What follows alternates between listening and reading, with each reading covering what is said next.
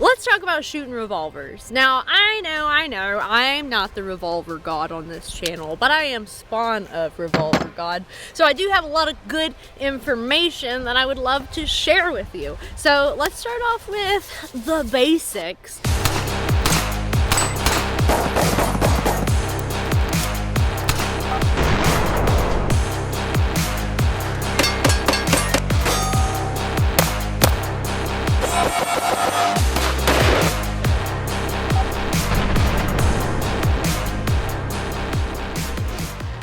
Revolver grip. So one thing that you'll notice on almost all of my dad's revolvers and mine is that we've taken off the hammer. Usually there's that external hammer you can cock back. We're in competition. There's absolutely no opportunity for us to be going to single action, and more so it causes or can cause a problem because the technique that we want to establish with our grip is not just like up high, but I'm talking up high. If you watch my dad especially, his hands are absolutely up on top of that grip. So if that hammer is there, when it comes back right about here, it starts to pinch your skin, and then your hammer can't cycle all the way. So we just chop that off. So that dominant hand grip is up absolutely as high as you can possibly muster. And then we're going to flip the gun over to talk about our support hand, because our support hand, it has to be in a specific place to be safe, because right here between the cylinder, this rotating part here, and the barrel right there is a gap.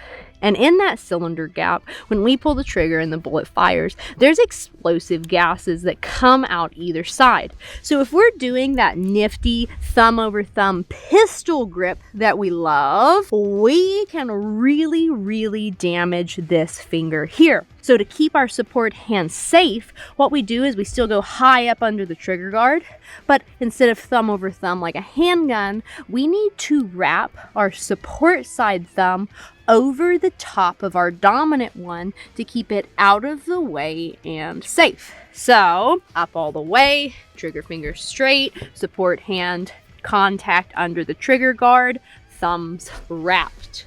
Nice. Right there is what we're looking for. So now we've got our grip. Let's talk just a little bit about trigger pull. Something my dad always talked about was when there was a new kind of like up and comer in the shooting revolver world, before he had gotten to watch them shoot or compete against him, he'd always go and try and see if he could get a view of their hammer while they were firing. He said that seeing the motion of their hammer, whether it was a slap or a take the slack out and fire, no matter what the technique was, he could observe it, see it, and label them as a threat or not. So it's pretty cool that you can visually see the exact technique that I'm applying to this trigger externally. As an instructor, that's really nifty, and as a top level competitor, it's something you can gauge your opponents on. So for me, now this gun, it has got a beautiful trigger job because guess what? My dad did it and he's quite talented. But you'll see me hooking this trigger just a bit. If I were to place my finger on the part of the trigger that I traditionally pull for a semi-auto, I don't quite have the consistency and strength to not manipulate the gun side to side. So I do just a little bit of a hook, nothing crazy, but just a little bit, to a point where I feel that I have the most power for that pull. Now we're feeling pretty good. All the other standard techniques of making sure I've got a good stance, feet alternating from my dominant hand. So I'm a right-handed shooter, left foot forwards, knees bent. For me, one of the most crucial things for recoil management is making sure that my shoulders are in front of the points of my hip. Nice, we combine all that together. We're looking pretty good. All right, now we're gonna go to the reload, because this is the coolest part of revolvers, right? That speed reload. So then we're gonna cover the famous Jerry Miculek technique. Let me take this off, make sure you can see.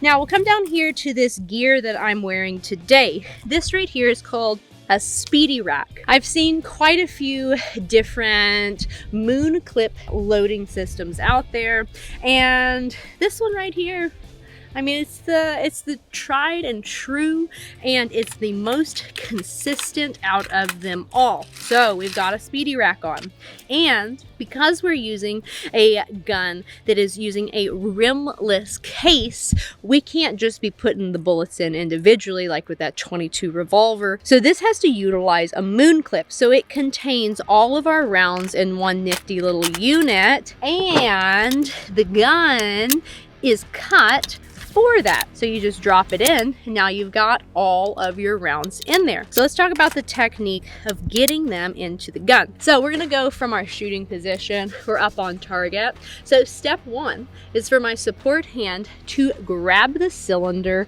on either sides. I always liked to do 2 or these 3 fingers and 1 on this side. Now with my dominant hand, I have to push the slide. This is not a semi-auto. That's a cylinder. I gotta push this forward so that I can, once it's all the way forward, rotate the cylinder out. Now I can let go with my dominant hand, hook through there, and my gun goes upside down so that I can hit the plunger and drop out any Miculeks that might be there. Bam! Now, with my dominant hand, I can retrieve my Miculek, barrel goes down, and from here, I want gravity to work towards me. So if I have my gun parallel, there's no way I can get that in. We want to go straight down. I was always taught to bounce the Miculek off the Smith & Wesson logo, little bank shot right in, and then once that happens, you reestablish your dominant grip. You don't slap that cylinder in, you gently rotate it in, reestablish your grip, and you're back up on target. So, like that.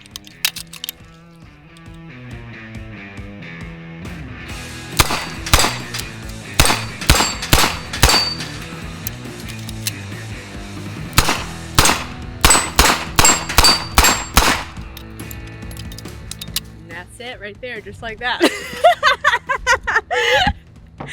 Oh gosh, that was, it's close.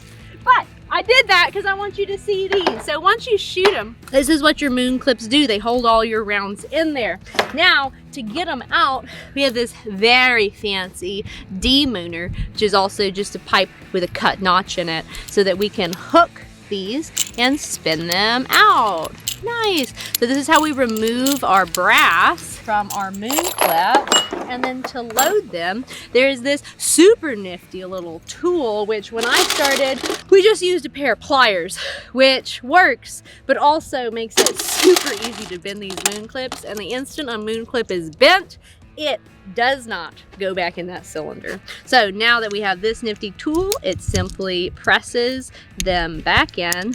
And this is how you can most easily load a Miculek. Wow, it's amazing. Back on the belt they go. Come here. What you got? Come here. You saw that. What you got? You got anything I left out of uber importance? Yeah, let me see. Yeah. No, you're doing good. Ooh. Doing good. Ooh, I showed him the grip up high, wrapping the thumbs. Yeah. Watching the hammer. Yeah. Yeah, bouncing it off the Smith & Wesson logo. Did pretty good, unfortunately. And You've been warming up. Just warming up. Mm-hmm. All right, any other revolver shooting tips from the man himself? Last words from the revolver god. Shoot often. Revolver takes a lot of practice. You want to build speed, it takes a lot of repetition. Smooth is always fast. There you go. Smooth is fast. Mm-hmm. And if you're not smooth with a revolver, you're pretty raggedy. You are not hitting that target, not even close to it. Rough day. Rough day. Rough.